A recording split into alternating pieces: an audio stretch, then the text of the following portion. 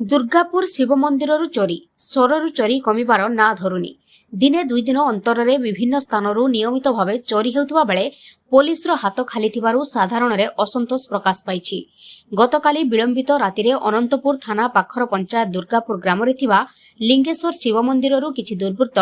24 kilo ओजनर पितल मूर्ति और लक्षाधिक टंकार सामग्री चोरी करथिले। आज सकाळे मंदिरर पूजक मंदिर खोलिबा परे ए बाबदरे जानी ग्रामवासी को अवगत कराइबा सहित अनंतपुर थाना अभियोग करिबा परे पुलिस घटनास्थल में पहुंची तदंत आरंभ करथिबा जणा पड़िछि। गत किछि मास पूर्वरु उक्त ग्राम में 4टी मंदिररू सीरीज चोरी होइतिबा बेले गतकाली रातिरे पुनश्च चोरी होइतिबारु साधारण असंतोष प्रकाश पाइछि। पुलिस पक्षरु कड़ा पेट्रोलिंग सहित चोर मानकु धरिबाकू दाबी होइछि। मना गोपाल गोविंद कौन है जो मंदिर आज्ञा आम तो जानी ना सकाल आसलु पूजा करने देखला बेलू चाबी भंगा जाइए फल भितर जो आम शिव पार्वती विग्रह अच्छा नहीं जाइए घंटा नहीं जाइए अन्य सामग्री भी बहुत चली जाइए आम तो जानी ना आउर कौन जाइए कौन जानी न तथापि एमती आम अनुमानिक कर मेन ठाकुर भी नहीं जाइए पुलिस रे कंप्लेन कर आमर मेन जो मुख्यकर्ता